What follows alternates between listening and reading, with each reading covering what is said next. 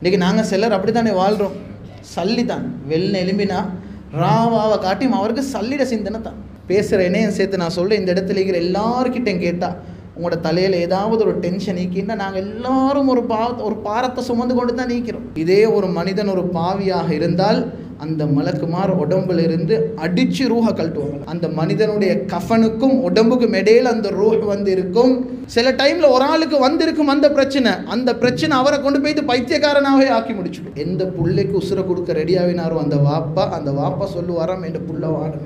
ரிவாயத்தில் வருவது, ஒரு முறை இரவு நேரம் நபி ஸல்லல்லாஹு அலைஹி வஸல்லம் பசி தாங்க இல்லாமல் வீட்டிலிருந்து வெளியே போனாங்க. என்ன சரி கிடைக்குதான்னு பார்க்க. الحمد لله نحمده ونستعينه ونستغفره ونؤمن به ونتوكل عليه ونعوذ بالله من شرور أنفسنا ومن سيئات أعمالنا من يهده الله فلا مضل له ومن يضلله فلا هادي له ونشهد أن لا إله إلا الله ونشهد أن محمدا عبده ورسوله صلى الله على سيدنا وحبيبنا وشفيعنا ومولانا محمد وعلى آله وأصحابه وسلم تسليما كثيرا كثيرا.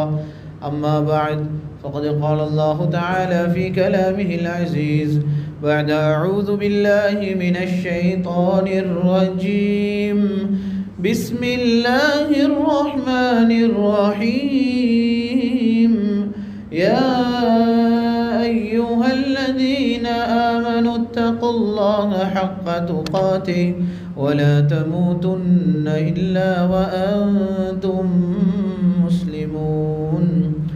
صدق الله مولانا العظيم. وقال النبي صلى الله عليه وسلم الدين والنصيحة أو كما قال عليه الصلاة والسلام. இவ்வுலகை படைத்து பரிபாலித்து கொண்டிருக்கக்கூடிய நாயகன் அல்லாஹ்வுக்கு சுப்ஹானஹு வ தஆலாவுக்கே புகழ் அனைத்தும். அல்ஹம்துலில்லாஹ்.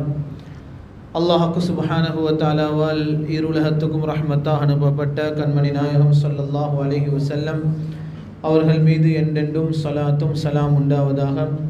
இன்னும் அவர்களுடைய குடும்பத்தார்கள், அவர்களை பின்பற்றிய சஹாபாக்கள், தாபிஈன்கள், தபா தாபீன்கள், முஃமினான ஆண்கள் பெண்கள் அனைவரும் மீதும் என்றென்றும் ஸலாத்தும் சலாம் உண்டாவதாக. அல்லாஹ்வின் நல்லடியார்களே, அல்லாஹ்வுக்கு சுப்ஹானஹு வ தஆலா எமக்கு தந்திருக்கக்கூடிய குறுகிய கால வாழ்க்கையிலே அல்லாஹ் எதை எடுத்து நடக்குமாறு கூறுள்ளானோ அதை எடுத்து நடந்தும், அல்லாஹ்வுக்கு சுப்ஹானஹு வ தஆலா எதனை செய்ய வேண்டாம் என்று தடுத்து விலக்கியுள்ளானோ அப்படியாப்பட்ட அல்லாஹுடைய விலக்கல்களை விட்டும் தவிர்ந்திருக்கும்படி முதலில் எனக்கும் அப்பால் உங்களுக்கும் நல்ல உபதேசம் செய்து கொள்கிறேன். அல்லாஹ்வின் நல்லடியார்களே, அல்லாஹ்வுக்கு சுப்ஹானஹு வ தஆலா மனிதர்களாகிய எங்களுக்கு துன்யாவுடைய வாழ்க்கைன்னு ஒன்று வச்சிருக்கிறான். நாங்கள் அந்த கட்டத்தில் தான் இன்றைக்கு வாழ்ந்து கொண்டு இருக்கிறோம். நாங்கள் எல்லாருமே அல்லாஹ் ஒரு மனிதனுக்கு படைச்சி வச்ச பல கட்டங்கள் ஒரு கட்டம் தான் துன்யாவுடைய வாழ்க்கை. இந்த துன்யாவுடைய வாழ்க்கை என்ற அந்த கட்டத்தில் நானும் நீங்களும் வாழ்ந்து கொண்டிருக்கிறோம். அன்பானவர்களே, அல்லாஹ்வுக்கு சுப்ஹானஹு வ தஆலா இந்த துன்யாவுடைய வாழ்க்கைக்கு மனிதனுக்கு வச்சிருக்கிறது எத்தனை வருஷம் என்றால், அல்லாஹ்வுக்கு சுப்ஹானஹு வ தஆலா ஒவ்வொருத்தருக்கு ஒவ்வொரு மாதிரி அமைச்சிருக்கிறான். நேற்று ஒரு ஜனாசாவில் கலந்து கொண்டோம். 28 வயசு ஒரு வாலிபருடைய ஜனாசா. துன்யாவுடைய வாழ்க்கை அவருக்கு அல்லாஹ் 28 வருஷம் தான் வச்சிருக்கிறான். சில ஜனாசாக்களுக்கு போகிறோம் 50 வருஷம் அல்லது 55 வயசு, 60, 70 இப்படியும் ஜனாசாக்களுக்கு போகிறோம். சில பிள்ளைகளுடைய ஜனாசாவில் கலந்து கொள்கிறோம். 4 வயசு புள்ள, 5 வயசு புள்ள. சில விபத்தில் உண்டாகி சில ஆக்சிடெண்ட்டில் நடந்த சில ஜனாசாக்களில் கலந்து கொள்கிறோம். அன்பான மேலான பெரியவர்களே, சகோதரர்களே, அல்லாஹ் உலக வாழ்க்கைன்னு அமைச்சது அவ்வளவுதான் அந்த மனிதர்களுக்கு. அல்லாஹ்வுக்கு சுப்ஹானஹு வ தஆலா நபி ஸல்லல்லாஹு அலைஹி வஸல்லம் ஹதீஸில் சொல்ல போக்குள்ள சொன்னாங்க, இந்த உம்மத்துக்கு அல்லாஹ்வுக்கு சுப்ஹானஹு வ தஆலா பெரும்பாலும் 60, 70 இது உள்ளுக்கு எல்லாருமே போய்த்து சேர்ந்துருவாங்க. அதை விட கூட வாழக்கூடிய மக்கள் மிகவுமே குறைவானவர்களாகத்தான் இருப்பார்கள். அன்பானவர்களே, அல்லாஹ்வுக்கு சுப்ஹானஹு வ தஆலா இந்த உலகத்தை தந்தான். இந்த உலகத்தில் வாழக்கூடிய நானும் நீங்களும் சில வேளை நினைக்கலாம், உலகத்தில் இருக்கக்கூடிய இன்பங்கள் இதை விட ஒரு இன்பம் உண்டு, உலகத்தை விட வேறொன்றும் இருக்க முடியாது என்று நானும் நீங்களும் நினைக்கலாம். நபி ஸல்லல்லாஹு அலைஹி வஸல்லம் அல்லாஹ் படைச்சிருக்கிற சொர்க்கத்தை பற்றி வர்ணிக்கும் பொழுது வர்ணிச்சாங்க எப்படி என்றால், மா லா ஐனுன் ரஅத். அல்லாஹ் அந்த சொர்க்கத்தை எப்படி வச்சிருக்கிறான் என்றால், உலகத்தில் இன்றைக்கி எத்தனை நாடுகள் இருக்குது, எவ்வளோ அழகான காட்சிகளை நேர்லேயும் பார்த்திப்போம், ஃபோன்லேயும் பார்த்திப்போம், இன்டர்நெட்டில் போய்ட்டு பார்த்துருப்போம். அன்பானவர்களே, நபி ஸல்லல்லாஹு அலைஹி வஸல்லம் சொர்க்கத்தை வர்ணிக்கும் பொழுது எப்படி தெரியும் வர்ணிச்சாங்க, இந்த துனியாவுக்கு வந்து இத்தனை கோடி மக்கள்லையும் அவங்களோட கண்ணால் பல அழகான காட்சிகள் பார்த்திருப்பாங்க. ஆனால் சொர்க்கம் எப்படியாப்பட்டது என்றால், இதுவரைக்கும் உலகத்துக்கு வந்து எந்த ஒரு மனிதரும் அப்படி ஒன்றை கண்ணால் பார்த்திருக்க மாட்டார். இதுதான் சொர்க்கம். இப்படி தான் நபி ஸல்லல்லாஹு அலைஹி வஸல்லம் இதை வர்ணிச்சாங்க. வலா உஸுனுன் சமிஅத். இது இவ்வளவு அழகாமே, இந்த இடம் இப்படி பசந்தாமே, இந்த மாளிகை இவ்வளவு பிரமாண்டமாமே என்றெல்லாம் நிறைய காதால கேள்விப்பட்டிருப்போம். சொன்னாங்க நபி ஸல்லல்லாஹு அலைஹி வஸல்லம், உலகத்தில் இருக்கிற அத்தனை கோடி மக்களும் இதை மாதிரி ஒன்றை கேள்விப்பட்டிருக்கவே மாட்டாங்க. கண்ணியமான மேலான பெரியவர்களே, சகோதரர்களே, கடைசியாக சொன்னாங்க, வலா ஹத்தர அலா கல்பி பஷர். இன்றைக்கு ஒரு மனிதன் உள்ளத்தால் பல மாதிரி சிந்திக்கலாம், இவ்வளோ ஒரு அழகுன்னு சொல்லி சிந்திச்சு நினச்சிருப்பார். சொன்னாங்க நபி ஸல்லல்லாஹு அலைஹி வஸல்லம், அல்லாஹ் அந்த சொர்க்கத்தை எப்படி படைச்சு வச்சிருக்கிறான்டால், இத்தனை கோடி மக்களும் மனசால் ஒன்றை சிந்திச்சாங்கண்டா சொர்க்கம் இப்படியா இருக்குமா என்று நினைச்சால் அது அப்படி இருக்க மாட்டுச்சு. அது அதுக்கு வித்தியாசமாகத்தான் இருக்கும். ஜன்னத்துல் ஃபிர்தௌஸை பற்றி ஹதீஸில் வரும் பொழுது நபி ஸல்லல்லாஹு அலைஹி வஸல்லம் சொன்னாங்க, சொர்க்கத்தை துஆ கேட்கும் பொழுது ஜன்னத்துல் ஃபிர்தௌஸ் அல்லாஹ் கிட்ட கேளுங்கண்டா. அல்லாஹுக்கு சுப்ஹானஹு வ தஆலா அந்த சொர்க்கத்துக்கு சொல்கிறானாம், தஸய்யனி, நீ அழகு பெற்றுக்கொண்டே இரு. அல்லாஹுக்கு சுப்ஹானஹு வ தஆலா அந்த ஜன்னத்துல் ஃபிர்தௌஸ் ஒவ்வொரு தினமும் ஒவ்வொரு நாளும் அழகுக்கு மேலே புதிய அழகை அந்த சொர்க்கம் உள்வாங்குதுன்னு சொல்லி நபி ஸல்லல்லாஹு அலைஹி வஸல்லம் சொன்னாங்க. அன்பானவர்களை, நான் என்ன சொல்ல வாரேன் என்றால், சில வேளை துனியாவில் எனக்கிட்டே உங்கள்கிட்ட மீக்கிற காசால், சொத்தால், எங்கள்கிட்ட இருக்கிற சல்லியால் நாங்கள் நினைக்கலாம் சில டைமில் இது தான் வாழ்க்கை போல், வாழ்ந்தா இவரை மாதிரி தான் வாழணும், உலகத்தில் ஒரு பணக்காரரை காட்டி வாழ்க்கை இவரை மாதிரி ஒரு வாழ்க்கையாக இருந்திருக்கணும். சில பிள்ளைகள் நினைக்கலாம், ஏண்ட வாப்பாவும் இதை மாதிரி ஒரு பெரிய ஒரு குடும்பத்தில் இருந்திருக்கணும், நான் அந்த குடும்பத்தில் ஒரு பிள்ளையாக பிறந்திருக்கக்கூடாதா, அந்த பிள்ளைகளெல்லாம் பாருங்களே எவ்வளோ சொத்து செல்வத்தோட சந்தோஷத்தோடு வாழ்கிறாங்க என்று சில வேளை ஏண்டே உங்களுடைய உள்ளம் சொல்லலாம் சகோதரர்களே. ஆனால் உண்மை என்ன தெரியுமா? உண்மை என்ன தெரியுமா? நபி ஸல்லல்லாஹு அலைஹி வஸல்லம் ஒரு ஹதீஸில் சொல்லி காட்டினாங்க, சாலிஹான நல்ல மனிதருடைய ரூஹ் எப்படி கைப்பற்றப்படும் என்று சொன்னாங்க. நல்ல மனிதர்களுடைய ரூஹ் கைப்பற்றப்படும் பொழுது நபி ஸல்லல்லாஹு அலைஹி வஸல்லம் சொன்னாங்க, நஸலத் இலைஹி மலாஇகத்துன் பீதுல் வுஜூஹ், முகங்கள் எல்லாம் வெண்ணிறமான மலக்குமார் வருவாங்களாம். ஹஸரத் இஸ்ராயில் அலைஹிஸ்ஸலாம் வாரல்ல முதலாவது ஒரு நல்ல மனிதனுடைய ரூஹ் கைப்பற்றப்படும் பொழுது அல்லாஹ் இஸ்ராயில் அலைஹிஸ்ஸலாமுக்கு மலக்குல் மௌத்துக்கு அவான்கள் உதவியாளர்களை படைச்சு வச்சிருக்கிறான். இந்த மலக்குமார் வருவாங்க, ரிவாயத்தில் வருவது கஅன்ன வுஜூஹஹுமுஷ் ஷம்ஸ், வார ஆட்களோட முகம் எப்படி இருக்கும் தெரியுமா? சூரியன் எப்படி இருக்குதோ சூரியன் மாதிரி ஒவ்வொரு முகமும் இருக்கும்ன்றாங்க நபி ஸல்லல்லாஹு அலைஹி வஸல்லம். இந்த சந்தர்ப்பத்தை நானும் நீங்களும் சில வேளை இன்றைக்கு சந்திக்க இருக்கிறோம் சகோதரர்களே. சொன்னாங்க நபி ஸல்லல்லாஹு அலைஹி வஸல்லம், வார அந்த மலக்குமார் ரூஹ் எடுக்க வாரவங்க அவர்களுடைய முகங்கள் எப்படி இருக்கும் என்றால், எப்படி சூரியன் இன்றைக்கு ஜொலிச்சு கொண்டு மினுங்கி கொண்டு இருக்குதோ இதை மாதிரி வரக்கூடிய அந்த மலக்குமார்களுடைய முகங்கள் இருக்கும். நபி ஸல்லல்லாஹு அலைஹி வஸல்லம் சொன்னாங்க, வந்து அந்த மனிதனுடைய இன்னும் கொஞ்சம் நேரத்தில் ரூஹ் கைப்பற்றப்படக்கூடிய அந்த மனிதனுடைய பக்கத்தில் வந்து அந்த மலக்குமார் உட்காருவாங்களாம். அதுக்கு பின்னால் தான் மலக்குல் மவுத் ஹஸ்ரத் இஸ்ராயில் அலைஹிஸ்ஸலாம் அவர்கள் வந்து அந்த மனிதனுடைய தலைமாட்டுக்கு கீழே வந்து உட்காருவாங்க. கண்ணியமானவர்களே, வரக்கூடிய மலக்குமார்கள் இந்த மனிதனுடைய ரூஹை கைப்பற்றும் பொழுது இந்த ரூஹை கொண்டு போகிறதுக்கு சொர்க்கத்திலிருந்து கஃபன் எடுத்துகிட்டு வருவாங்களாம். ஹதீஸ், கஃபனும் மின் அக்ஃபானில் ஜன்னா, சொர்க்கத்தினுடைய கஃபன் எடுத்து வரப்படும். வஹனூத்தும் மின் ஹனூத்தில் ஜன்னா, சொர்க்கத்திலிருந்து வாசனை பொருட்கள். இன்றைக்கி நாங்கள் மையத்தொண்ட குளிப்பாட்டி போடும் பொழுது எப்படி நாங்கள் அந்த ஜனாசாவுக்கு மேலே வாசனை பொருட்கள் போடுறோமோ, இந்த ஜனாசாவினுடைய ரூஹை கலட்டி எடுத்து போகும் பொழுது கஃபனும் வாசனை பொருட்களும் வரக்கூடிய அந்த மலக்குமார் சொர்க்கத்திலிருந்து எடுத்து வருவாங்களாம், இந்த நல்ல மையத்தினுடைய ரூஹை கழட்டிட்டு போகிறது.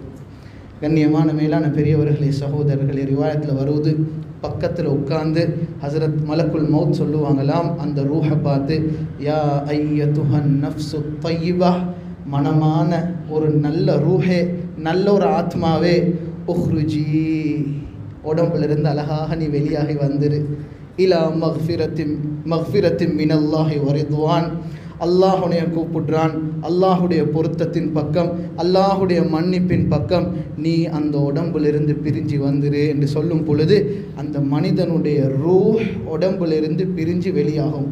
கண்ணியமான மேலான பெரியவர்களே, சகோதரர்களே, ஹதீஸில் இப்படி வருவது, குர்ஆனில் நபி ஸல்லல்லாஹு சுப்ஹானஹு வ தஆலா சொல்கிறான், நல்ல மனிதர்களுடைய ரூஹ் கைப்பற்றப்படும் பொழுது தத்தனஸ்ஸலு அலைஹிமுல் மலாயிகா, நான் சொன்ன அதே மலக்குமார்கள் அந்த மனிதன்கிட்ட வந்து, அந்த மனிதன் உலகத்தை விட்டு பிரியும் பொழுது ஒரு நல்ல மனிதனுக்கு ஒரு கவலை, ஒரு பயம் ரெண்டு இருக்குமா. முதலாவது சொல்லுவாங்களாம், லா தகாஃபு, பயப்படுவானம், நீங்கள் போகிற இடம் ஒரு தனிப்பட்ட ஒரு இடம், கபருக்கு போகிறீங்க, தனியெல்லாம் சந்திக்க போகிறீங்க. இன்றைக்கு நாங்கள் சகோதரர்களே மலக்குமாரை பற்றி நிறைய பயான் கேட்டிருக்கிறோம். நானும் நீங்களும் எங்களோட கண்ணால் முதலாக மலக்குமாரை பார்க்குற தருணம் தான் ஏண்டேம் உங்களுடைய சக்கராத். நாங்கள் உயிர் பிரிகிற தருணம் தான் மலக்குமாரை எங்களோட கண்ணால் நாங்கள் பார்க்க போகிறோம். பயானில் கேட்டிப்போம் நிறைய மலக்குமாரை பற்றி. மலக்குல் மௌத் இப்படித்தான் இருப்பார்ன்றதை நாங்கள் காணுவோம். ஹதீஸில் ரெண்டு மாதிரி வரும். அந்த காண்ற மக்கள் ஒன்றோ நல்ல தோற்றத்தில் பார்ப்பாங்க, அல்லது மிக பயங்கரமான தோற்றத்தில் பார்ப்பாங்க. அந்த மனிதனுக்கு இருக்கிற பயம், முதலாவது அந்த மலக்குமார் வந்து சொல்லும் நன்மாராயம், லா தகாஃபு, பயப்புடவானம்.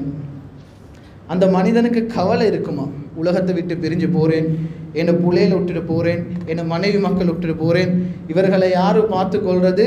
ரெண்டாவது சொல்லப்படும் செய்தி, லா தஹ்ஸனு, கவலையும் படவானம், வ அப்ஷிரு பில் ஜன்னத்தி அல்லதி குன்தும் துஅதூன், சொர்க்கத்துக்கு கொண்டு நன்மாராயம் சொல்லித்தானாம். அந்த மனிதனுடைய ரூஹ உடம்பிலிருந்து எடுத்து அந்த ரூஹ சொர்க்கத்திலிருந்து கொண்டாந்த கஃனில் வச்சு அந்த வாசனை பொருட்களை வச்சு, இங்கே மையத்தாக உடம்பு இருக்குது, வீட்டில் இருக்கக்கூடிய எல்லாரும் அழுகுறாங்க. அன்பானவர்களே, அந்த ரூஹ் எங்கே இருக்கும் தெரியுமா? ரிவாயத்தில் வருவது, அந்த ரூஹை மலக்குமார் எடுத்துக்கொண்டு அப்படியே வானத்தின் பக்கம் போய்த்துருவாங்க. உடம்பு வீட்டில் இருக்குது, உடம்பு ஹாஸ்பிட்டலில், உடம்பு ஐசியூவில், உடம்பு எங்கேயோ பட்ட ஒரு இடத்துல உடம்பு நிற்கிது. அன்பானவர்களே, சூழ இருந்து எல்லாருமே அழுகுறாங்க.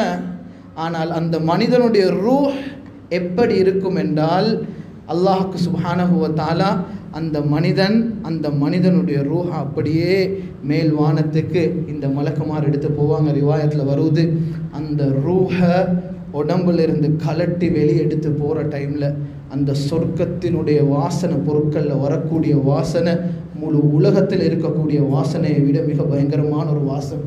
இந்த வாசத்தை எடுத்துக்கொண்டு, இதெல்லாம் எங்களோட கண்ணுக்கு விளங்காது, இதெல்லாம் எங்களை கண்ணுக்கு மறைஞ்சிருக்கிறது. அன்பானவர்களே, இது ஒவ்வொரு மனிதனும் சந்திக்க வேண்டிய நிலைமை வரும், ஒவ்வொருத்தரும் சந்திக்க வேண்டிய நிலைமை வரும். அதே ரிவாயத்தில் சொல்கிறான், நபி ஸல்லல்லாஹு அலைஹி வஸல்லம் சொன்னாங்க, இதே ஒரு மனிதன் ஒரு பாவியாக இருந்தால் அந்த மலக்குமார் உடம்புல இருந்து அடித்து ரூஹ கழட்டுவாங்களாம், அடித்து ரூஹ கழட்டுவாங்க. பாவிக்கிற வார்த்தை, யா ஐயத்துஹன் நஃப்ஸுல் ஹபீஸா. ஹபீஸான்றது ஆக ஒரு மோசமான ஒரு வார்த்தை, ஒரு மோசமான ஒரு நஜீஸான ஒரு ஆத்மா. உடம்புல இருந்து வெளியே வா, அல்லாஹ்வுடைய கோவத்தின் பக்கம் வா, அல்லாஹுடைய மன்னிப்பில் உனக்கு அதன் பக்கம் வா என்று அல்லாஹ் குர்ஆன்லேயே மத சொல்றான். வலவ் தரா இஸ் ஸாலிமூன ஃபீ கமராத்தில் மௌத்தி வல் மலாயிகத்து பாசிது ஐதீஹிம் அஹ்ரிஜு அன்ஃபுஸகும். நீயே வெளியே வா. அடிச்சு ஒரு மனிதனுடைய ரூஹ வெளியெடுக்கப்படுமாம் சக்கராத்தில். கண்ணியமானவர்களை, நான் என்ன சொல்ல வரேன் என்றால், இந்த மனிதனுடைய ரூஹ அப்படியே முதல் வானம் மட்டும் கொண்டு போவாங்க. முதல் வானம் துறப்படுமாம். இந்த ரூஹ கொண்டு போகும் பொழுது இருக்கக்கூடிய மலக்குமார்கள், அந்த இடத்தில் இருக்கக்கூடிய எல்லாரும் சொல்லும் செய்தி, இது யாருடைய அழகான நல்ல மனிதருடைய ரூஹண்டு வருவதே, இது யார் என்று சொல்லும் பொழுது சொல்லப்படுமாம், ஃபுலான் இப்னு ஃபுலான், இன்னாருடைய மகன் இன்னார் என்று உலகத்தில் அவருக்கு என்ன பேர் பாவிச்சாங்களோ அதே பேரை சொல்லப்படுமாம். அன்பானவர்களே, போகிற இடத்துல எல்லாருமே சலாம் சொல்லித்தான் அந்த இடத்துல அந்த ரூஹ் எடுப்பாங்க. கண்ணியமானவர்களே, இங்கே மையத்தை வீட்டில் வச்சுக்கொண்டு எல்லாம் அழுகுறாங்க.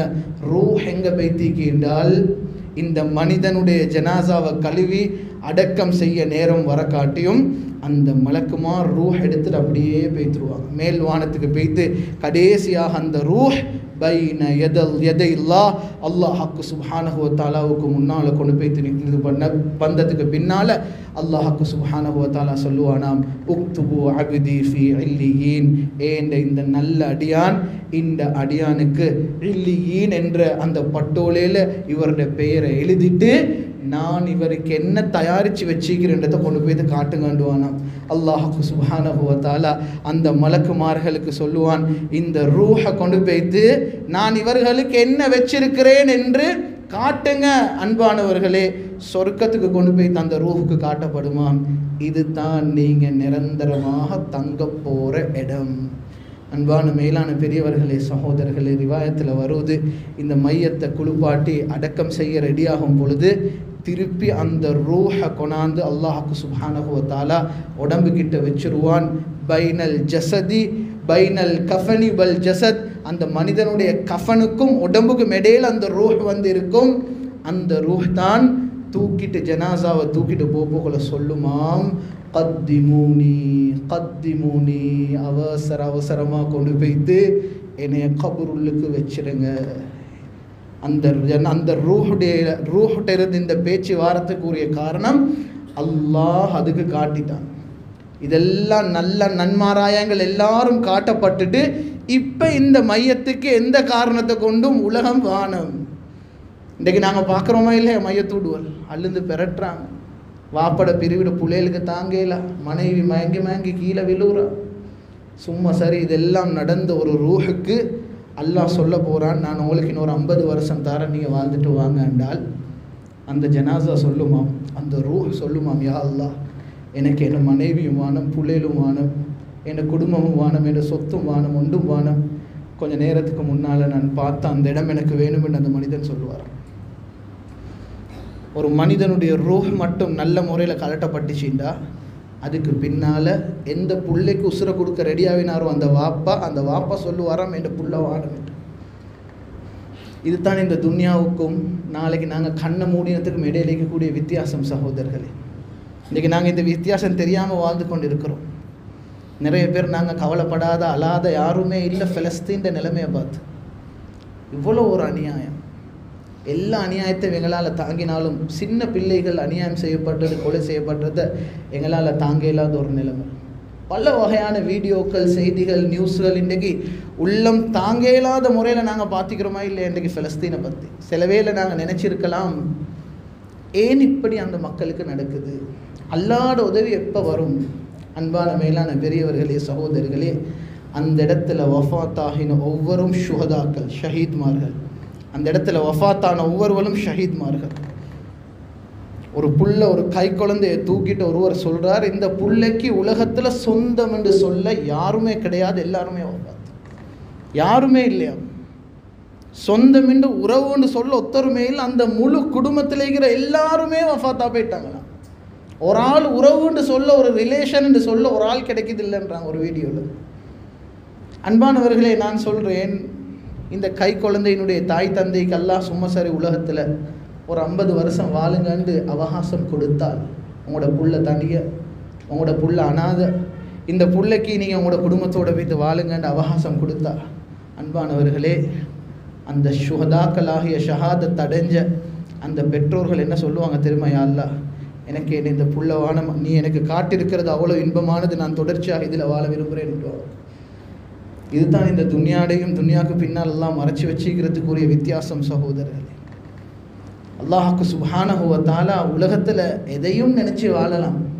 ஆனால் நானும் நீங்களும் கண்ணுக்கு பின்னால் எல்லாம் மூடி வச்சுக்கிறோண்டு இந்த ஈமானோடு எப்பயுமே நாங்கள் வாழும். இந்த எல்லாம் காட்சிகளையும் நாங்கள் பார்ப்போம் இன்ஷா அல்லாஹ். சில மாதங்களுக்கு முன்னால் ஒரு மௌலை, ஒரு ஆலிம், அவருடைய சகோதரருடைய ஜனாசாவில் கலந்து கொண்டோம். ஜனாசாவை முன்னால் வச்சுட்டு அவர் பயான் பண்ணுறாரு. பண்ணப்போக்கில் சொன்னார், எங்களோட நானா கேன்சர் நோயால் பாதிக்கப்பட்டு சில வருஷங்களாக நோயில் பாதிக்கப்பட்டு அடையாளமே தெரியாத ஆளாக மாறிதான் அவர் இன்றைக்கி வஃபாத் ஆகினார். நேற்று இரவு சக்கராத்துடைய படுக்கையில் அவர் தூங்கி கொண்டு இருக்கும் பொழுது நான் சொல்லும் இந்த செய்திக்கு என் ஏனைய சகோதரர்கள், எங்களோட வாப்பாவும் ஒன்று கேட்கிறார், இவங்க எல்லாரும் சாக்கின்னு சொல்லிட்டு சொன்னார். அவர் சொன்னார், நேற்று இரவு நாங்கள் இவருக்கு களிமாவை நினைவு காட்டி கொண்டிருந்தோம். எங்களுக்கு விளங்கிச்சு இவருடைய கடைசி நேரம், நாங்கள் களிமாவை நினைவு காட்டி கொண்டிருந்தோம். இவர் களிமாவை வாயால் மொல்ல சொல்லி கொண்டிருந்தவர் திடீர்னு எங்கள் எல்லாத்தையும் பார்த்து ஆச்சரியமான ஒரு செய்தியை சொன்னார். அவர் சொன்னார், அவர் ஒரு நோயாளியாகத்தான் நாங்கள் பார்த்துருக்கிறோம்.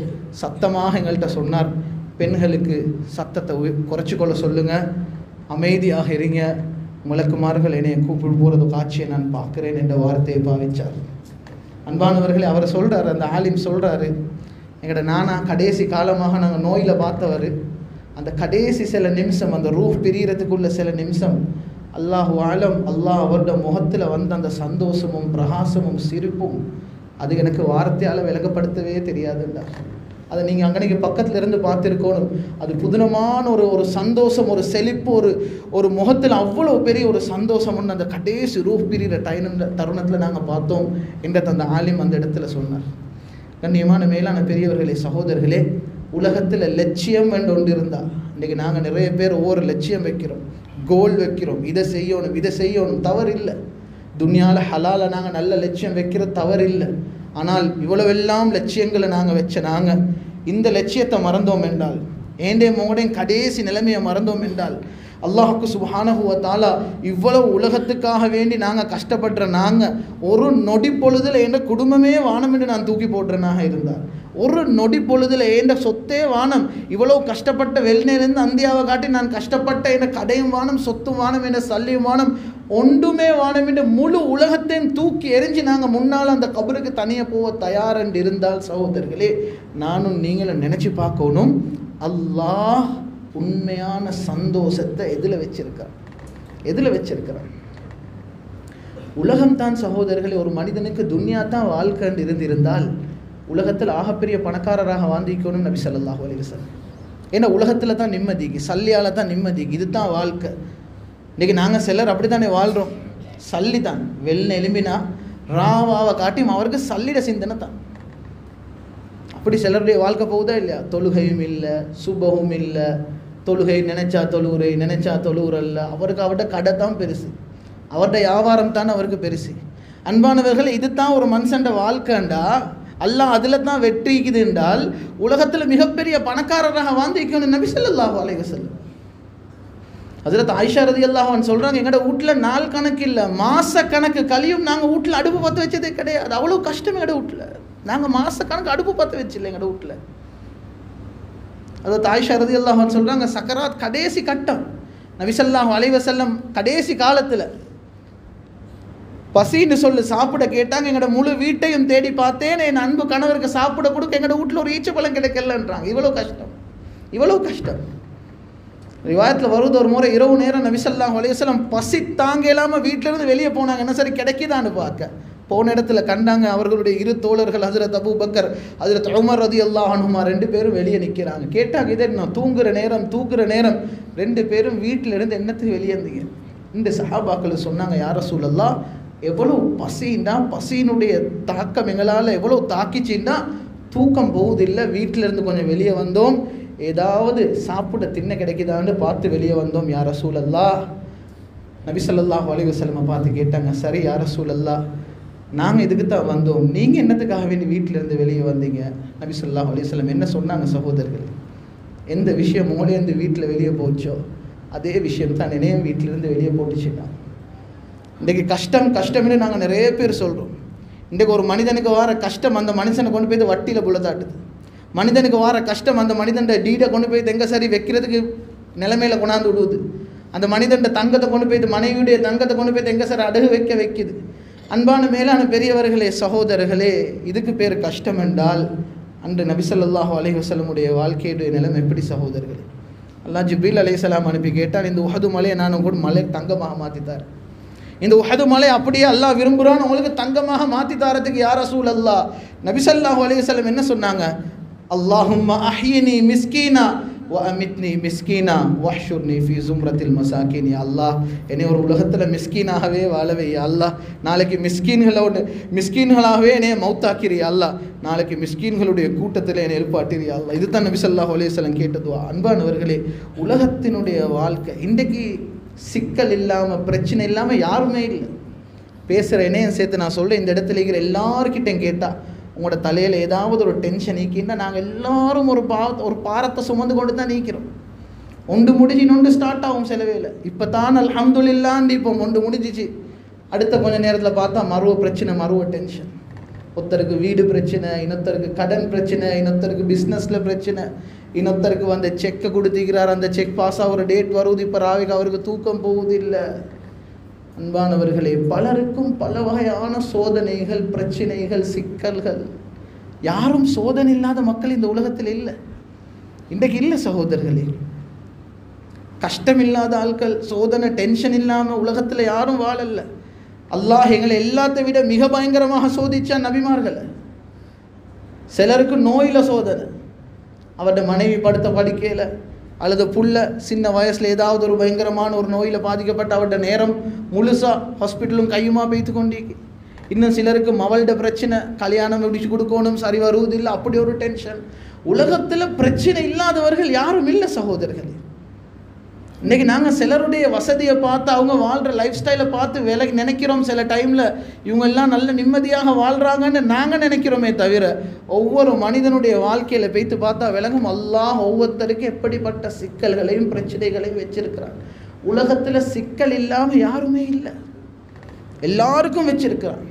ஆனால் ஒன்றை விளங்கணும், அல்லாஹ் ஒரு மனிதனுக்கு சோதனையை கொடுக்கும் பொழுது அந்த சோதனை அந்த மனிதனை நெருக்கமாக அல்லாவோடு ஆக்கணும். இதுதான் ஆக முக்கியம். அந்த சோதனை இந்த மனிதனை இன்னும் அல்லாஹ் விட்டும் தூரமாக்கிச்சுண்டா, அந்த சோதனை வந்துச்சு, சுபஹ் தொழாதவர் சுபஹ் தொழ ஆரம்பிக்கும்.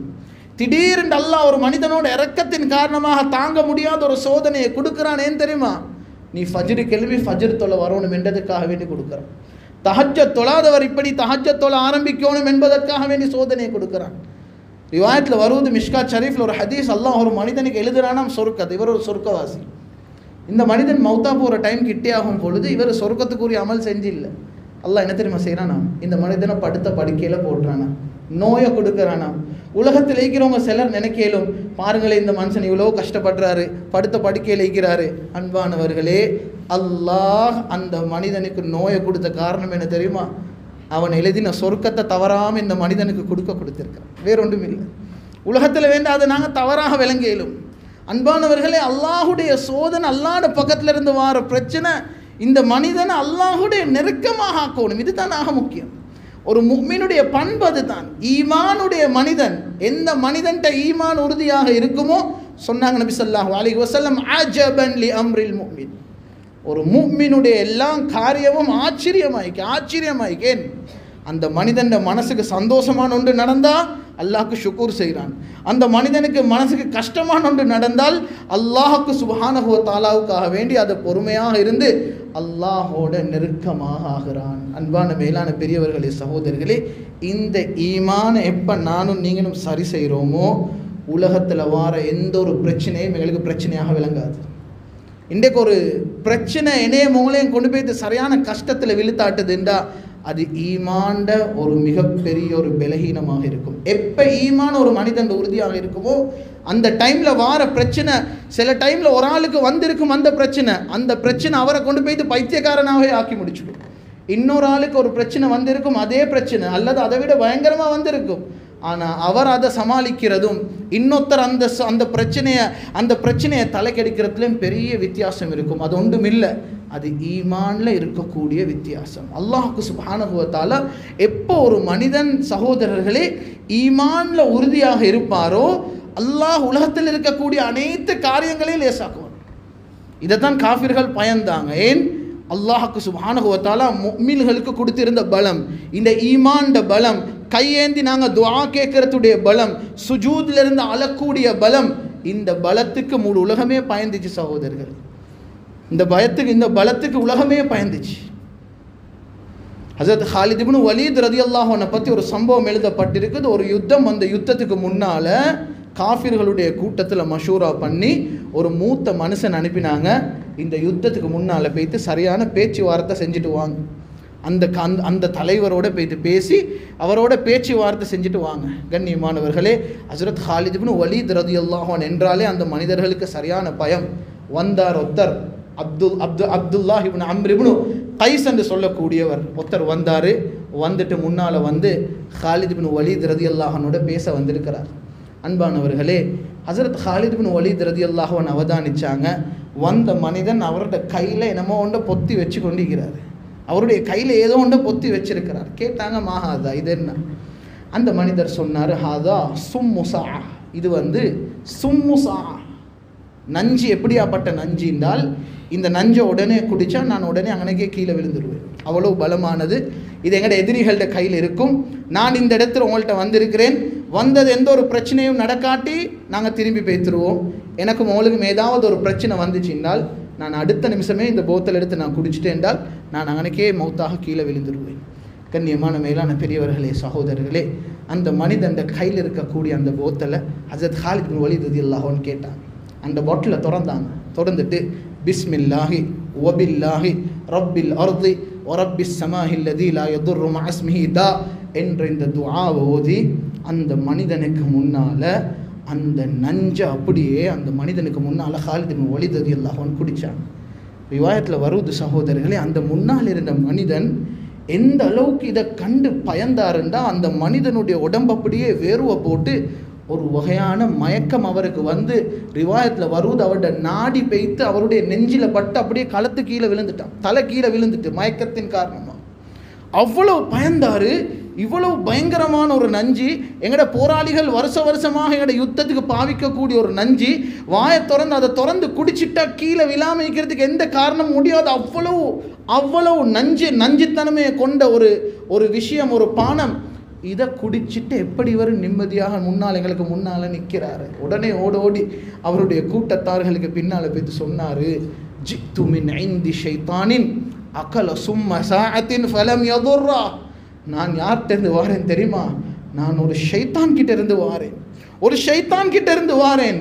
அவர் இந்த நஞ்சை குடிச்சு போட்டுட்டு அவருக்கு இந்த நஞ்சு ஒரு சொட்டு கூட தீங்களிக்கல்ல என்று சொல்லிட்டு அந்த கூட்டத்தார்கள்ட்ட போன மனிதர் சொன்னார், இவர்களோடு எங்களுக்கு யுத்தம் செய்ய முடியாது, பேய்த்து உடன்படிக்கையை பேசுங்க, 1,00,000 தீனார் நாங்கள் தாரோம், இந்த யுத்தத்தை நாங்கள் நிப்பாட்டுவோம் என்று பேய்த்து அந்த மனிதர்களோடு பேய்த்து சமாதானம் பேசுங்க என்று சொல்லி அந்த மனிதர் அந்த கூட்டத்துக்கு அறிவுரை கொடுத்ததாக ரிவாயத்தில் வருவது. கண்ணியமானவர்களே, நான் என்ன சொல்ல வாரேன் என்றால், எப்போ ஒரு மனிதனுடைய ஈமான் உறுதியாக இருக்குமோ முழு உலகத்தையும் அல்லாஹ்க்கு சுப்ஹானஹு வ தஆலா அந்த மனிதனுடைய கையில் கொணார அந்த திறமையை முஃமின்களாகிய எங்கட கையில் அல்லாஹ்க்கு சுப்ஹானஹு வ தஆலா தந்திருக்கிறார்.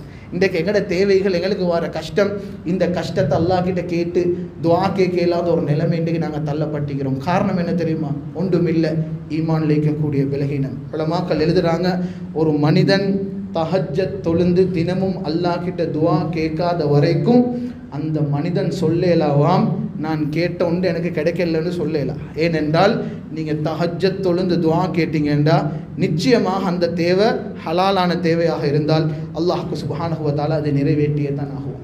இன்றைக்கு நாங்கள் ஃபர்துலே குறை செய்கிறோம், ஃபஜ்ருக்கே பள்ளி பக்கத்துக்கு எத்தனையோ மாத கணக்கே வந்தில்லை.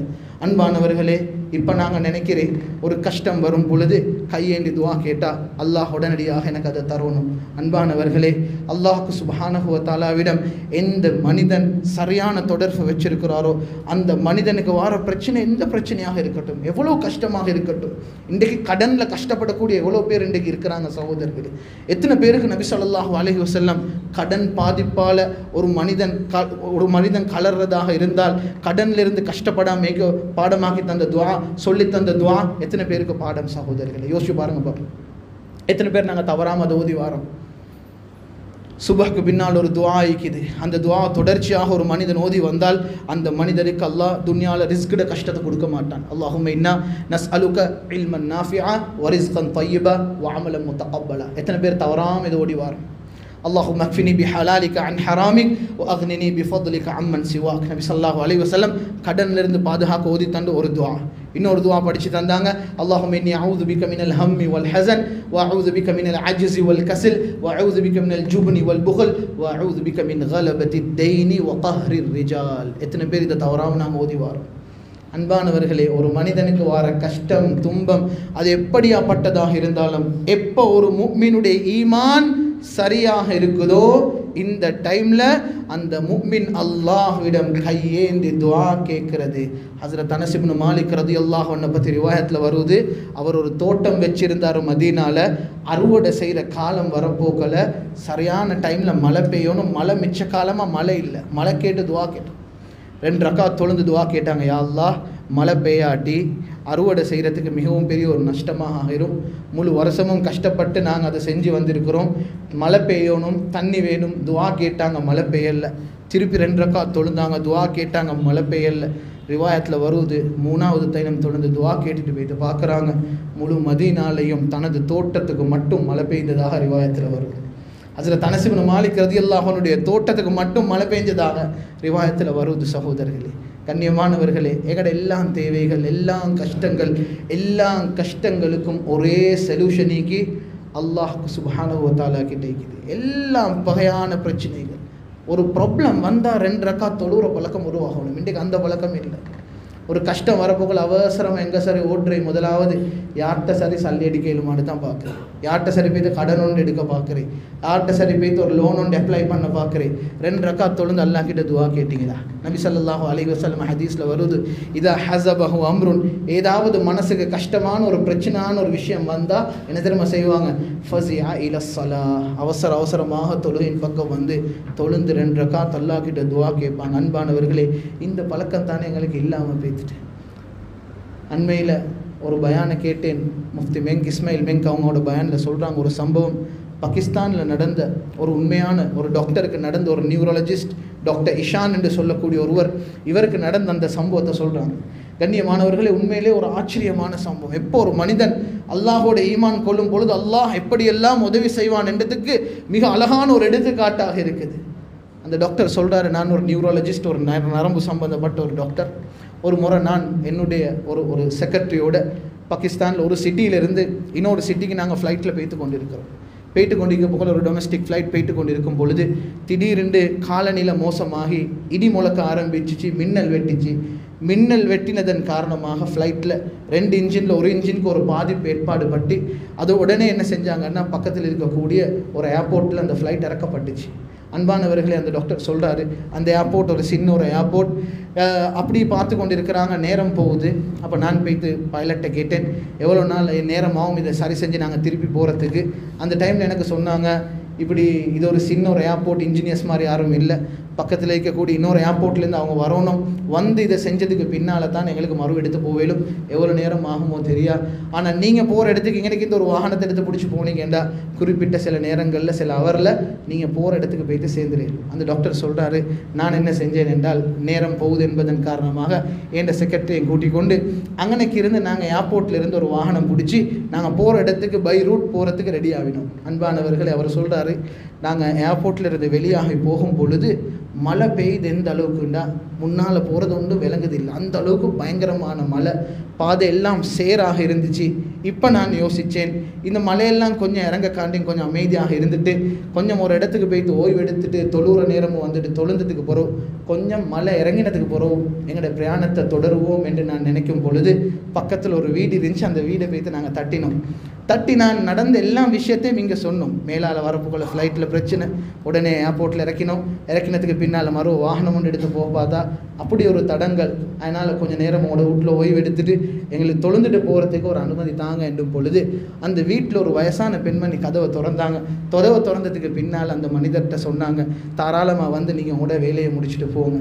அன்பானவர்களே, அந்த டாக்டர் சொல்கிறாரு, நாங்கள் வீட்டில் போய்த்து தொழுந்து எங்களோட காரியங்கள் எல்லாம் முடிச்சுட்டு வரும் பொழுது நான் அவதானிச்சேன், ஒரு கட்டில் ஒன்று இருக்குது, அந்த கட்டிலோடு ஒரு முசல்லா போடப்பட்டு இந்த பெண்மணி அந்த முசல்லாவில் தொழுந்து கொண்டு இருக்கிறாங்க. நான் பக்கத்தில் அந்த கட்டிலில் போய்த்து பார்த்தேன், யார் இருக்கிறேன்னு பார்த்தால் ஒரு 6-7 வயசுள்ள ஒரு சின்ன ஒரு பையன், ஒரு பொடியன் தூங்கி கொண்டு இருக்கிறார். அந்த தாய்கிட்ட நான் கேட்டேன், இது யார்? அன்பானவர்கள், அந்த தாய் சொன்னாங்களாம், இது என் பேர புள்ள, இவங்களோட உம்மாவும் வாப்பாவும் ஒரு ஆக்சிடெண்ட்டில் இறந்துட்டாங்க, இந்த புள்ள என்னுடைய பொறுப்பில் தான் இருக்குது.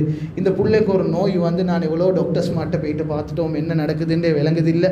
கடைசியாக ஒரு டாக்டர் சொல்கிறாங்க, அந்த டாக்டருக்கு அப்பாயின்மெண்ட் எடுக்க பார்த்தா 3 மாதம் வெயிட்டிங் டைம். அவருக்கு அப்பாயின்மெண்ட் எடுக்க நான் இங்கேருந்து ஃப்ளைட் பிடிச்சி போகணும், அவரோட இடத்துக்கு போகணும், என்னையால் அதை இந்த வயசில் செய்கிறதுக்கு இயலாது. நான் செய்கிற விஷயம் என்னென்றால் நான் தொழுந்து அல்லாஹ்கிட்ட துவா கேட்குறேன், அல்லாஹ் என் பிள்ளைக்கு இப்படி ஒரு நோய் வந்திருக்குது, அதை நீ லேசாக்கி தால்லான்னு துவா கேட்குறது. அந்த டாக்டர் அந்த டைமில் அந்த பெண்மணிக்கிட்ட சொன்னாராம், நானும் ஒரு டாக்டர் தான், அந்த டாக்டர் யாருன்னு நீங்கள் சொன்னீங்கண்டா நான் கொண்டு போய்த்து அதை உங்களுக்கு செய்யக்கூடிய உதவிகளை நான் செஞ்சு தருவேன் என்று சொல்லும் பொழுது அந்த பெண்மணி சொன்னாவாம், இவருக்கு நரம்பு சம்பந்தப்பட்ட ஒரு ப்ராப்ளம், டாக்டர் இஷான் என்று சொல்லி ஒரு நியூரலஜிஸ்ட் டாக்டர் ஒன்று இருக்கிறாராம், நான் அவரை பார்க்க போகிறேன். அன்பானவர்கள், இந்த டாக்டர் சொல்கிறாரு, எப்போ இந்த தாய் என்னுடைய பேரை சொன்னாவோ என் கண்ணால் கண்ணீர் வர ஆரம்பிச்சுட்டு அப்போ நான் விளங்கினேன், நான் ஃப்ளைட்டில் போகும் பொழுது அல்லாஹ் இந்த தாயினுடைய துஆவை கபூல் செஞ்சு இந்த தாய்க்கு உதவி செய்ய நாடிட்டான், அதனால தான் அல்லாஹ் அந்த ஃப்ளைட்டை கீழே இறக்கினான். அதுக்கு பின்னால் திருப்பி நான் பிரயாணத்தை ஆரம்பிக்கும் பொழுது அல்லாஹ் அவனுடைய படை அனுப்பி மறுவும் மலை இறக்கி என்னுடைய பிரயாணத்துக்கு தடையை கொண்டாந்தது ஒன்றுமே இல்லை, நீங்கள் செஞ்ச துஆ, உங்களோட துஆவை அல்லாஹ் கபூல் செஞ்சிட்டான், நீங்கள் எனக்கிட்ட வர வேண்டியது, அல்லாஹ் உங்களோட துஆவை கபூல் செஞ்சதன் காரணமாக அல்லாஹ் என்னைய உங்களோட வீட்டுக்கு அனுப்பி வச்சிட்டான். அன்பானவர்களே, அந்த தாய் சொல்கிறா எப்போ இந்த இதை கேட்டேனோ நான் அப்படியே அல்லாஹ் இடத்துல துஆ நன்றி செலுத்தி அழ ஆரம்பிச்சிட்டேன். இந்த டாக்டர் சொல்கிறாரு, சில காலமாக நான் இந்த புல்லை எடுத்து நான் ட்ரீட்மெண்ட் செஞ்சதாக இந்த பாகிஸ்தானில் இருக்கக்கூடிய இந்த டாக்டர் சொல்கிறார். அன்பானவர்களே, நான் என்ன சொல்ல வாரேன் என்றால், அல்லாஹ் குர்ஆன்லேயே அதை தான் சொல்கிறான், என்னைய நம்புகிற மக்கள், என்னைய நம்பி தொடர்ச்சி எனக்கிட்ட கேட்குற ஆட்களுக்கு நான் எப்படி கொண்டாந்து கொடுப்பேன் என்றால் அவர்கள் நினச்சி கூட பார்க்காத அளவில் கொண்டாந்து கொடுப்பேன்.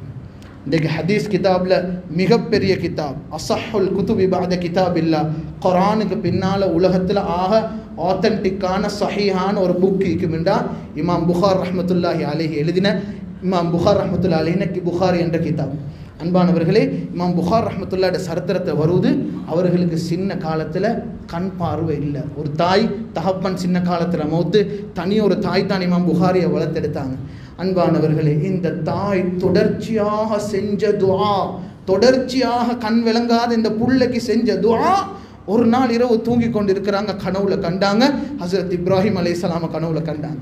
ஹசரத் இப்ராஹிம் அலைஹிஸ்ஸலாம் வந்து இந்த தாய்கிட்ட சொன்னாங்க, அந்த தாயை பார்த்து சொல்றாங்க, கத் ரத்தல்லாஹு அலா இப்னிகி பஸரஹு, அல்லாஹ் உங்களோட புள்ளைக்கு கண் பார்வையை திருப்பி கொடுத்துட்டான். ரெண்டு காரணம், லிகஸ்ரத்தி புகாஇகி வ லிகஸ்ரத்தி துஆஇகி, நீங்கள் நிறைய அழுந்து அல்லாஹ் கிட்ட துஆ கேட்டதன் காரணமாக. ஒன்று அழுந்தீங்க, ரெண்டாவது தொடர்ச்சியாக நிறைய துஆ கேட்டீங்க. கண் பார்வை விலங்கல்ல சகோதரர்களே, ஒரு நாள் 2 நாள் இல்லை, எத்தனையோ வருஷம் கண் பார்வை விலங்கல்ல, தொடர்ச்சியாக துஆ கேட்டுக்கொண்டிருந்தாங்க. கண் பார்வை விளங்காட்டியும் அந்த கண் பார்வையை திருப்பி கொடுக்கலும் என்ற ரப்புக்கு மட்டும் தான்.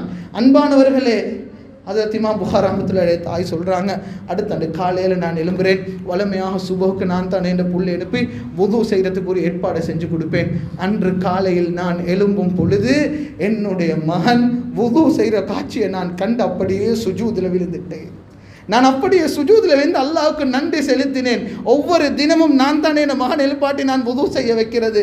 அன்று காலையில் நான் எழும்புறேன், என் மகன் ஃபஜ்ருடைய தொழுகைக்கு வுது செஞ்சு கொண்டிருக்கிறார். அன்பானவர்களே, ஒரு முஃமினுடைய துஆவின் பவர் இதுதான்.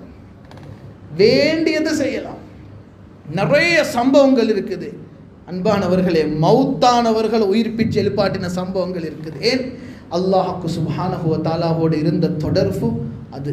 அன்பானவர்களே, இன்றைக்கி நாங்கள் நிறைய வாயால் பேசக்கூடிய முஸ்லீம்களாக ஆகிட்டோம். எங்களோட ஈமான் பலகீனமாகிட்டு, எங்கட இஸ்லாம் எல்லாமே வெறும் பேச்சிலையும், எங்களோட தாடிலையும், எங்களோட தொப்பிலையும், எங்களோட ஆடைகள்லையும் சில கட்டத்தில் எங்களோட இஸ்லாம் அப்படியே மட்டுப்பட்டு பேத்துட்டு உண்மையான இஸ்லாத்வாதிகளை முஸ்லீம்களை தேடக்கூடிய காலமே நாங்கள் மறந்து போன ஒரு நிலைமை உண்டாகி இருக்குது சகோதரர்களே. அதனால் நாங்கள் எல்லாரும் தெளிவாக விளங்கிக் கொள்ளணும். இன்றைக்கு எங்களோட நாட்டில் நேற்று நடந்த எலெக்ஷன், இந்த எலெக்ஷன் ரிசல்ட்ஸ் எங்களுக்கு வருவது, நாங்கள் ஒவ்வொருத்தரும் விளங்கணும். அது துன்யாவில் கொஞ்சம் காலத்துக்கு வருவது அது. ஆனால் எனக்கும் உங்களுக்கும் அல்லாஹுக்கு முன்னால் ஒரே ஒரு கட்சி தான். அந்த கட்சியில் ஒவ்வொரு கட்சியும் ஒப்போனன்ஸ் என்றது கிடையாது. ஒரே ஒரு கட்சி தான், அது அல்லாஹுடைய கட்சி, ஹிஸ்புல்லா, அல்லாஹுடைய கட்சி. அந்த கட்சி தான் அந்த இடத்துல வெற்றி பெறும். அந்த சன்னிதானத்தில் நானும் நீங்களும் வெற்றி பெறுவோமா என்பது சகோதரர்களே மிக முக்கியமான ஒரு விஷயமாக இருந்து கொண்டிருக்கு. அதனால் ஈமான், எங்களோட ஈமான் என்றைக்கு உறுதியாகுதோ அனைத்து விஷயங்களையும் ஒரு முஃமினு கேளும் அவருடைய கண்ட்ரோலில் கொணாரத்துக்கு. முஸ்லிம்கள் சகோதரர்களே, இஸ்லாம் முஸ்லிம்கள் இந்த ஹிஸ்ட்ரியை படிக்கக்கூடிய நல்ல பிள்ளைகளாக உருவாகணும். மாஷா அல்லாஹ், உங்களோட மஸ்ஜிதில் வெறுமனே தொழக்கூடிய இந்த விஷயங்கள் மட்டும் இல்லாமல் நிறைய நல்ல காரியங்கள், நிறைய ப்ரோக்ராம்ஸ் இன்றைக்கு உருவாக்கப்பட்டு இன்றைக்கு மஸ்ஜிதில் இருக்கக்கூடிய வாலிபர்களும் தான் வயோதிபர்களும் தான் எல்லாரும் இணைஞ்சு நடக்கணும் என்றதற்காக வேண்டி பல திட்டங்கள் உங்களோட மஸ்ஜிதுகளில் போட்டு செய்யப்படுவது.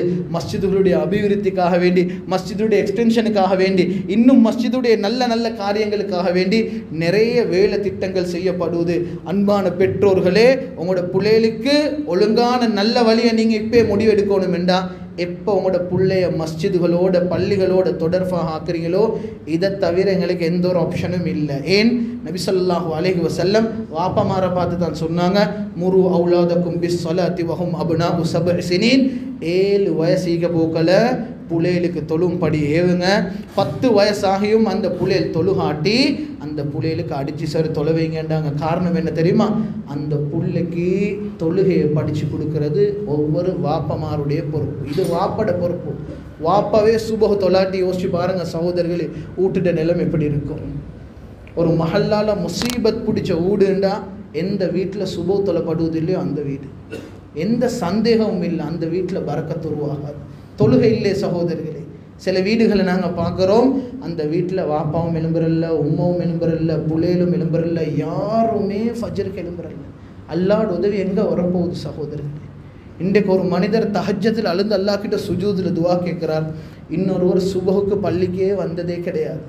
இது ரெண்டுக்கும் உள்ள வித்தியாசத்தை பாருங்க.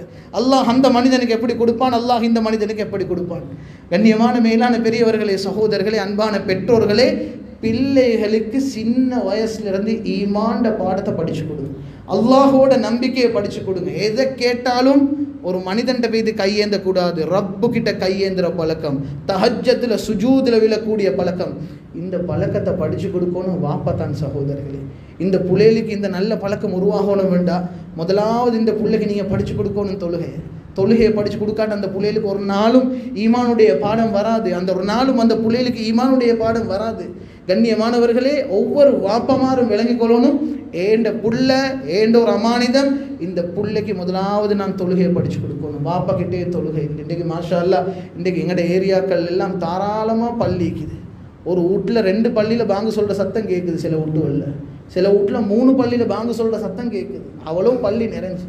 ஆனால் இன்றைக்கு நாங்கள் பார்க்குறோம் ஃபஜ்ருடைய தொழுகை பலகீனம், அசருடைய தொழுகை பலகீனம், நிறைய இந்த ஜமாத்துடைய தொழுகைகள் பலகீனம். ஆண்களாக எங்களை பார்த்து எங்களோட மார்க்கம் சொல்லுது, நீங்கள் வீட்டில் தொழுகிறல்ல, எங்களுக்கு சொல்லுது பள்ளியில் தொழணும். 2 விஷயம். முதலாவது பள்ளியில் தொழணும், 2வது எங்களை எல்லாத்தையும் பார்த்து சொல்லுது ஜமாத்தோடு தொழணும். ஜமாத்தோடு தொழணும். அன்பானவர்களே, இது எங்களுக்கு மார்க்கம் முதலாவது சொல்லக்கூடிய விஷயம். இந்த பழக்கத்தை, இந்த நல்ல பழக்கங்களை எங்களோட பிள்ளைகளுக்கு படித்து கொடுக்கணும். யாரெண்டா பெத்தெடுத்த உம்மா வாப்பாவும் இந்த நல்ல சூழல்கள் உருவாக்கணும். பிள்ளையில பள்ளியோடு அட்டாச் பண்ணணும். எப்போ இதை நாங்கள் செய்கிறோமோ சகோதரர்களே, உலகத்தில் ஆகப்பெரிய வெற்றி இருக்கும். இந்த மாதிரி நல்ல வீடுகளில் தான் இருக்கும். என்ன பிரச்சனை வந்தாலும் ரப்புக்கிட்ட கையேந்து ரப்புக்கிட்ட துவா கேட்கணும். என்னுடைய ஒரு நண்பர், அவருடைய தம்பிக்கு சகோதரர்களே டெங்கு காய்ச்சல் வந்து அவருடைய பிளட் கவுண்ட் மிக பயங்கரமாக குறைஞ்சி போய்த்து எந்த காரணத்தை கொண்டும் பிளட் கவுண்ட் கூடுதில்லை. எந்த அளவுக்குண்டா நிறைய பேர் இவர் மௌத்தாவிடுவாரோ என்ற ஒரு நிலைமைக்கு வந்த டைமில் கூட அல்ஹம்துலில்லாஹ் அவர் ரிகவர் ஆகி வெளியே வந்து பின்னால் நான் என்னோட நண்பரோட பேசிக்க போகல. அவர் என்ன தெரியுமா என்கிட்ட சொன்னார், எங்களோட தம்பி இவ்வளோ நோய் வந்தும் அவருக்கு அல்லாஹ் திருப்பி ஷிஃபாவை கொடுத்து இவருக்கு நோய் குணமாகறதுக்கு ஒரே ஒரு காரணம் தான் நான்டா சொல்லுவேன். எங்களோட தம்பியை கொண்டு போய்த்து ஹாஸ்பிட்டலில் நிப்பாட்டின நாள்லேருந்து 5 நாள் எங்களோட வாப்பா முசல்லாலேருந்து எழும்பல. 5 நாள் என் வாப்பா முசல்ல தான் இருந்தார். ஹாஸ்பிட்டலுக்கு சரி பார்க்க வரல. 5 நாளும் முசல்லால் இருந்து தொடர்ச்சியாக கேட்ட துவா, அந்த துவாட பிரதிபலன் தான் நான் எங்களோட தம்பியில் கண்டோம். டாக்டர்ஸ்மார் கூட ஆச்சரியப்பட்டாங்க. இன்றைக்கி நாங்கள் பார்க்குறோம், சில ஆக்சிடென்ட்கள் பார்க்குறோம், சில நோய்கள் பார்க்குறோம். அன்பானவர்களே, அல்லாஹ் எப்படித்தான் அதுக்கு ஷிஃபா கொடுத்தான்னு சிலருக்கு ஆச்சரியம். இவ்வளோ பயங்கரம். டாக்டர்ஸ்மார் கூட இவர் மவுத்தாவார்ன்னு சொன்னார். ஆனால் சிலவங்க ரிகவராகவே வெளியே வராங்க. அன்பானவர்களே, இந்த அனைத்து காரியங்களும் ரப்புடைய கையில் ரப்புடைய கண்ட்ரோலில் இருக்குதுன்றதை நாங்கள் உலகத்தில் மறக்காமல் உலகத்தில் வாழ்ந்தோம்ண்டா உலகத்தில் நடக்கிற எந்த ஒரு பிரச்சனையும் எந்த ஒரு சிக்கலும் எங்களுக்கு ஒரு டென்ஷனாக ஆகாது. பேசின அனைத்து விஷயங்களையும் எடுத்து நடக்கக்கூடிய பாக்கியத்தை அல்லாஹ் சுப்ஹானஹு வ தஆலா முதலாவதாக எனக்கும் இரண்டாவதாக உங்கள் அனைவருக்கும் நல்லருள் புரிவானாக. ஆகிர் தஅவானா அனில் ஹம்துலில்லாஹி ரப்பில் ஆலமீன்.